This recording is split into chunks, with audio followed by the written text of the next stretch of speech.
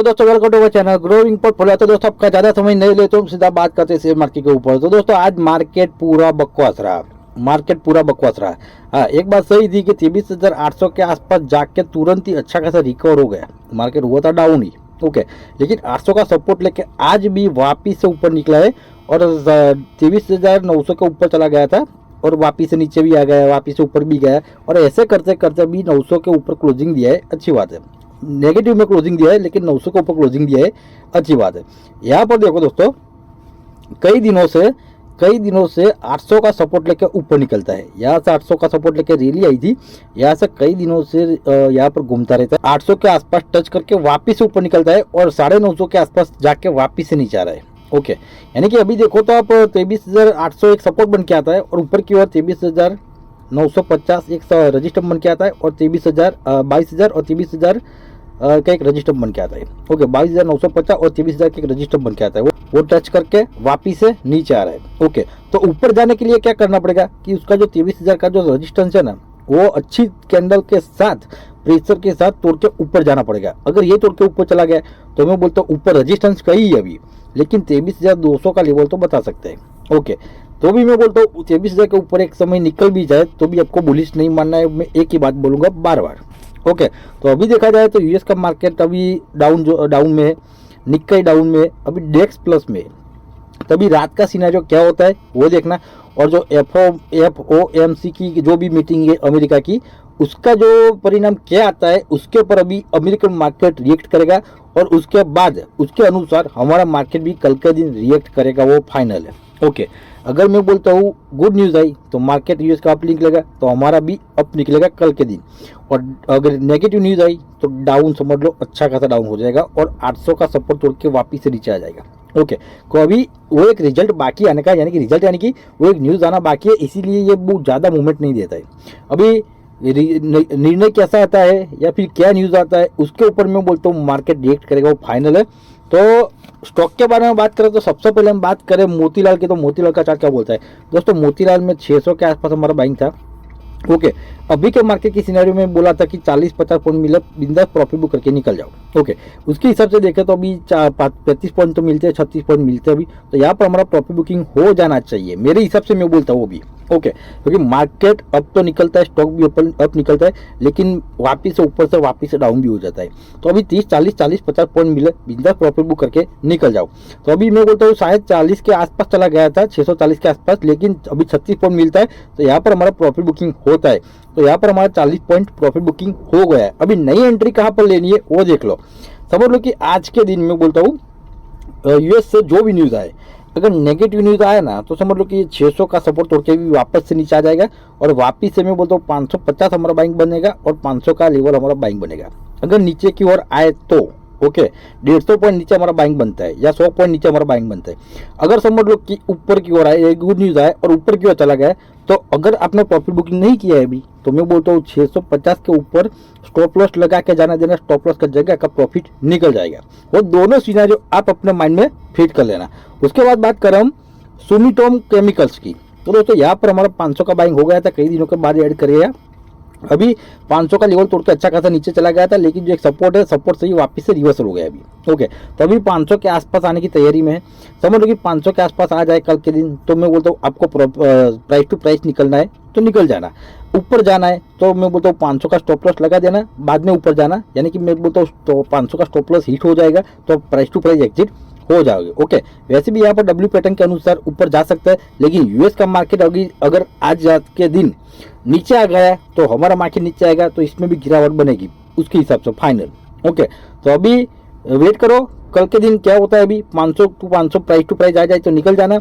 अगर रिजल्ट मैं बोलता हूँ न्यूज़ आ गया अच्छा खासा यूएस से तो ये ऊपर जाएगा, तो मैं बोलता हूँ 550 तक वापिस से ऊपर निकलेगा, तो 550 मैं बोलता हूँ प्रॉफिट बुकिंग हमारा होना चाहिए। 550 के ऊपर जाना है तो स्टॉप लॉस लगा के जाना देना, स्टॉप लॉस का जगह का प्रॉफिट निकल जाएगा। ओके, इसमें भी दो सिनेरियो आप अपने माइंड में फिट कर लेना। उसके बाद बात कर रहा हूँ अमर राजा की। दोस्तों अमर राजा में 1000 के आसपास हमारा बाइंग था। ओके, और कल के दिन 1000 के नीचे ही था। मैंने बोला था कि कल के दिन की 1000 के आसपास आए तो मैं बोलता हूँ आपको निकलना है तो निकल जाना, या फिर ऊपर जाना तो 1000 का स्टॉप लॉस लगा देना, यानी कि 1000 आएगा तो आपका प्राइस टू प्राइस एग्जिट हो जाओगे। अगर मैं बोलता हूँ एग्जिट नहीं हुए आप 1000 की प्राइस टू प्राइस, तो यहाँ पर मैं बोलता हूँ अभी अच्छा खासा ऊपर निकल जाए, अच्छा खासा ऊपर निकल गया था, थोड़ा नीचे ऊपर से डाउन हुआ है, यानी कि 50 पॉइंट का यहाँ पर हमारा प्रॉफिट बुकिंग हो गया है। समझ लो कि 1050, अभी 1045 चलता है, या 1050 हमारा प्रॉफिट बुकिंग हो गया है। 1050 के ऊपर बोला था कि स्टॉप लॉस लगा के जाने देना, स्टॉप लॉस कर जाएगा का प्रॉफिट निकल जाएगा। तो 1050 के आसपास अपना स्टॉप लॉस लगाएगा तो भी आप निकल गए होगे, तो यानी कि 50 पॉइंट हमारा प्रॉफिट बुकिंग यहाँ पर हो गया है। 50 पॉइंट हमको इसमें मिला है और हमारा इसमें एग्जिट हो गया है। ओके, वीडियो के अनुसार और हमारी जो लेवल है, लेवल के अनुसार हम एग्जिट हो गए। तो अभी नया बाइंग लेवल कौन सा बनता है, तो नया बाइंग की बात करूं मैं तो 1000 के नीचे चला गया था लास्ट टाइम, तो अभी इसमें नया बाइंग कौन सा बनता है, तो 950 और 900।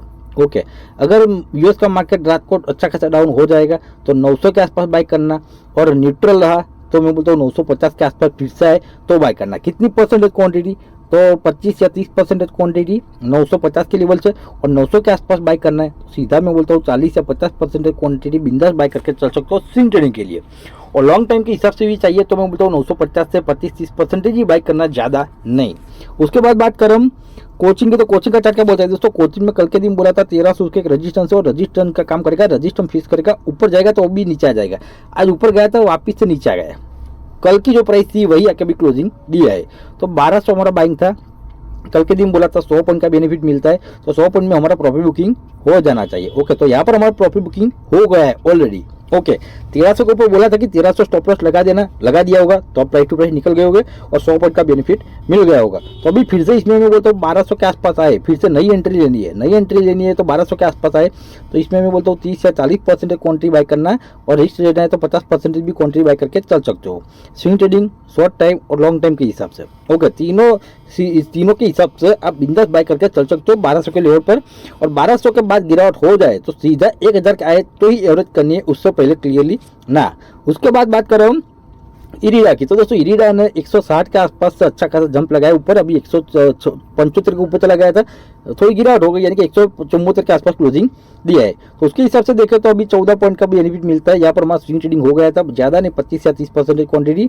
लॉन्ग टाइम के हिसाब से बोला था 150 तक आया तो बिंदास 40, 50, 60, 70, 80% क्वांटिटी बाय कर लेना। 150 नहीं आया था, 160 हमारा स्विंग ट्रेडिंग के लिए बाइंग हो गया था, 25-30%। 14 पॉइंट मिलता है अभी, तो ऊपर एक रजिस्टर बन के आता है 180, आपको प्रॉफिट बुक करना है तो यहाँ पर भी कर सकते हो। ऊपर तोड़ेगा तो 190 के आसपास, तो 190 पर भी प्रॉफिट बुकिंग कर सकते हो। लेकिन मैंने बार बार बोलता हूँ यूएस का मार्केट अभी रात को अच्छा खासा डाउन हो गया तो वापस से नीचे आता है, और नीचे आएगा तो 160 में बोलता हूँ फिर से हमारा स्विंग ट्रेडिंग के लिए बिंदास बाय बनता है। ओके, उसके बाद बात करें हम वीबीएल की, तो दोस्तों वीबीएल में आज गिरावट हो गई, कल के दिन अच्छा खासा तेजी है, आज गिरावट हो गई। तो वीबीएल में एक सिनेरियो ऐसा हो सकता है मेरे हिसाब से, मैं बोलता हूँ कंफर्म नहीं बोलता, मेरे हिसाब से अभी गर्मी आज आ रही है तो यहाँ से मैं बोलता हूँ नेक्स्ट रिजल्ट अच्छा आएगा, तो मेरे को सभी को पता है अच्छा आएगा, तो यहाँ से अप निकल सकता है। ओके, तो यहाँ पर हमारा 500 के आसपास बाइंग था शायद। Okay, long time short time और स्विंग ट्रेडिंग के लिए अगर 500 के आसपास आ जाए प्राइस टू प्राइस तो मैं बोलता हूँ निकल जाना, और 450 के आसपास आपने बाई किया होगा तो अभी भी प्रॉफिट में होगा 18 पॉइंट के आसपास। ओके, और जो कल के दिन बोला था कि दोनों लेवल से बाई किया होगा तो 475 के आसपास कल चलता था। ओके, तो 500 पर बोला था कि आप बाई कर सेल करके निकल जाना, तो अभी वापस से नीचे आ गया अभी। ओके, तो इसमें एक सिनेरियो बनता है कि यहाँ से थोड़ी तेजी तो मेरे हिसाब से आनी ही चाहिए, 450 जो उसका सपोर्ट था ना वो आना ही चाहिए, और 500 के आसपास जाए, 520 के आसपास, यहाँ पर 520, ओके 500 नहीं 520 के आसपास जाए तो आपने शॉर्ट टाइम या स्विंग ट्रेडिंग के लिए जो भी एंट्री लिया है ना तो यहाँ पर एग्जिट हो जाना है। क्यों, वो भी मैं आपको बता देता हूँ, क्योंकि ये जो एक सपोर्ट था ना वो सपोर्ट तोड़ के नीचे आए, वापस ऊपर आएगा ना तो ये रिटेस्ट जैसा माना जाएगा, और रिटेस्ट करके वापस से नीचे आएगा तो मैं बोलता हूँ अगर रिटेस्ट सक्सेस हो गया तो नीचे आएगा। लेकिन गर्मी की सीजन आ रही है तो शायद ये तोड़ के ऊपर भी जा सकता है, लेकिन हम रिस्क नहीं ले सकते। 520 हमारा प्रॉफिट बुकिंग लेवल होना चाहिए।